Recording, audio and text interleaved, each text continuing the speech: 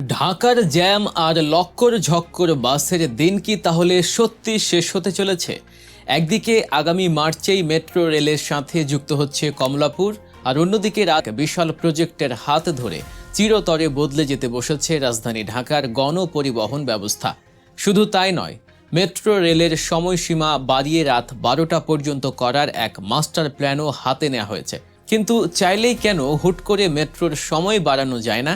আর এই 500 electric bus Dhaka রাস্তায় নামলে কাদের ব্যবসায় লালবাতি জ্বলবে? আসুন আজকের এই বিশেষ বিশ্লেষণে জেনে নেই ঢাকার পরিবহন ব্যবস্থার এই যুগান্তকারী দুই মেগা প্রকল্পের নৈপথ্যের গল্প। শুরুতেই আসা যাক স্বস্তির বাহন মেট্রো রেলের খবরে। যাত্রীদের জন্য এবার এক নয় বরং জোড়া সুখবর নিয়ে আসছে Dhaka mass transit company limited বা ডিএমটিসিএল।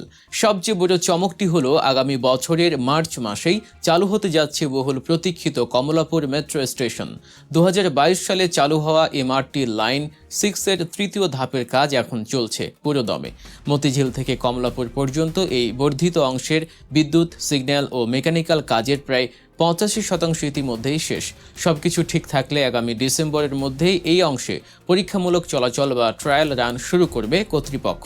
কিন্তু কমলাপুর স্টেশন চালু হলে আসলে লাভ কতটা হবে যাত্রীদের? বর্তমানে উত্তর থেকে মতিঝিল পর্যন্ত প্রতিদিন গড়ে 4,10,000 যাত্রী মেট্রো রেলে যাতায়াত করছেন। ছুটির দিনগুলোতে এই সংখ্যা, কারণ কমলাপুর হলো দেশের সবচেয়ে বড় রেলওয়ে স্টেশন। টেকনাফ থেকে তেঁতুলিয়া দেশের 64 জেলার মানুষ যখন ট্রেন যোগে কমলাপুরে এসে নামবেন, তখন তারা কোনো রকম যানজটের ভোগান্তি ছাড়াই সরাসরি মেট্রো রেলে উঠে ঢাকার যে কোনো প্রান্তে পৌঁছে যেতে পারবেন।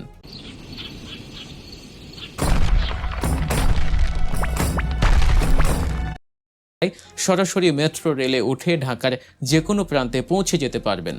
পাশাপাশি গোপীবাগ, মান্ডা ও এর আশেপাশের এলাকার নতুন যাত্রীরাও মেট্রোতে যুক্ত হবেন। ধারণা করা হচ্ছে কমলাপুর স্টেশন চালু হলে এক ধাক্কায় মেট্রো রেলের যাত্রী সংখ্যা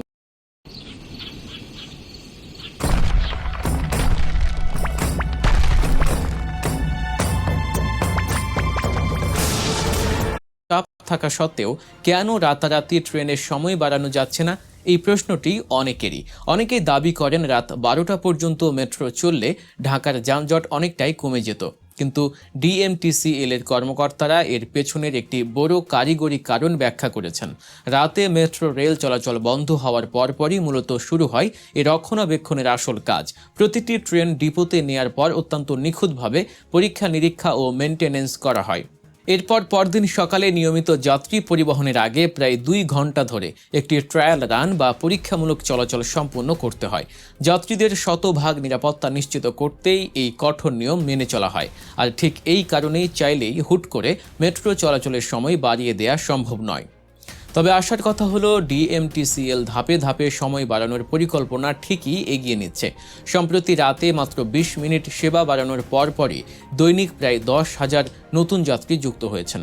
নগর বিশেষজ্ঞদের মতে অদূর ভবিষ্যতে যদি সকাল 6টা থেকে রাত 12টা পর্যন্ত মেট্রো চালানো সম্ভব হয়, তবে যাত্রী সংখ্যার সমস্ত লক্ষ্যমাত্রায় ছাড়িয়ে যাবে। বর্তমানে এই রুটে 12 সেট ট্রেন নিয়মিত চলাচল করছে।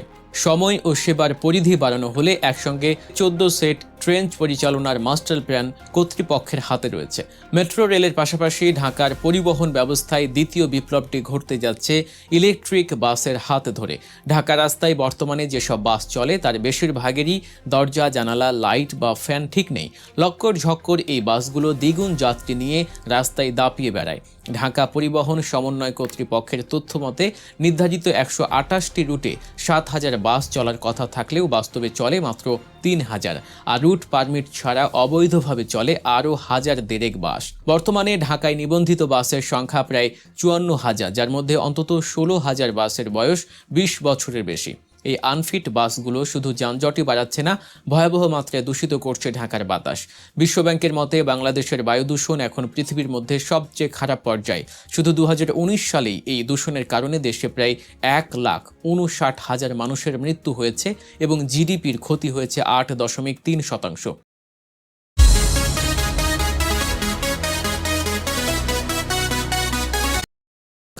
1,59,000 মানুষের মৃত্যু হয়েছে এবং জিডিপির ক্ষতি হয়েছে 8.3%।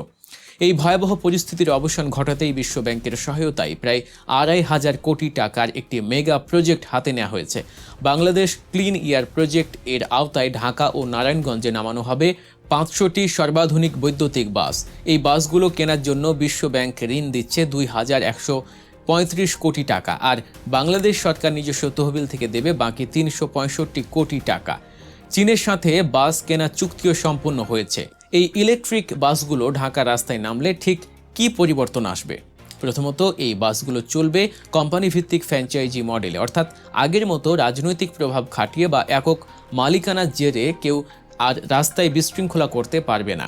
উন্মুক্ত দরপত্রের মাধ্যমে বেসরকারি পরিবহন কোম্পানিগুলোকে নির্বাচন করা হবে, যারা এই বাসগুলো লিজ নিয়ে চালাবে। এর ফলে একটি বড় কোম্পানির অধীনে সুশৃঙ্খল বহর তৈরি হবে। বাসগুলোর ভেতরে থাকবে অভাবনীয় সব প্রযুক্তি, স্বয়ংক্রিয় দরজা, টিকেটিং ব্যবস্থা এবং কাউন্টার ভিত্তিক সেবার কারণে যাত্রীদের আর মাঝ রাস্তায় বাসে ওঠা নামার জন্য দৌড়াতে হবে না। প্রতিটি বাসে স্পষ্ট রুট নম্বর, কোম্পানির নাম এবং অভিন্ন রঙের নকশা থাকবে। যাত্রীদের সুবিধার জন্য থাকবে একটি নিবেদিত ওয়েবসাইট, মোবাইল অ্যাপ এবং একটি সেন্ট্রাল অপারেশন কন্ট্রোল সেন্টার।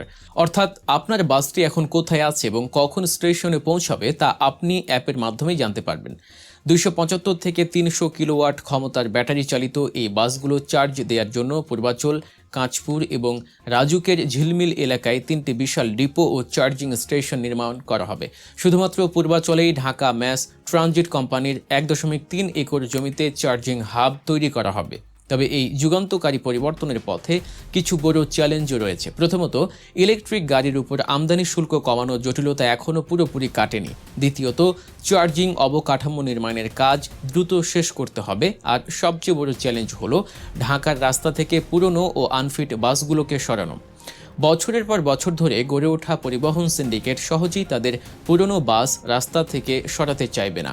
নতুন এই আধুনিক বাসগুলো রাস্তায় নামলে পুরনো বাসের মালিকদের ব্যবসায় যে বড় ধরনের ধাক্কা লাগবে তা আর বলার অপেক্ষা রাখে না। তবে সরকার যদি কঠোর হাতে এই মেগা প্রকল্প বাস্তবায়ন করতে পারে, তবে ঢাকা শহরের চেহারা সত্যি পাল্টে যাবে।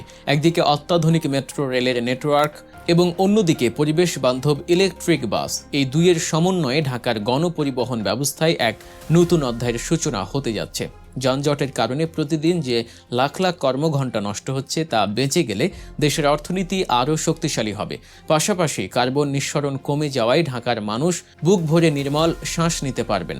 এখন দেখার বিষয় কত দ্রুত এবং কতটা স্বচ্ছতার সাথে এই প্রকল্পগুলো আলোর মুখ দেখে। দর্শক, ঢাকার এই নতুন পরিবহন ব্যবস্থা নিয়ে আপনার মতামত কি? ইলেকট্রিক বাসগুলো কি সত্যিই ঢাকার রাজপথের বিশৃঙ্খলা দূর করতে পারবে? আপনাদের মূল্যবান মতামত কমেন্ট করে আমাদের জানাতে পারেন। দেশের এবং বিদেশের এমন সব গুরুত্বপূর্ণ খবরের চলছে বিশ্লেষণ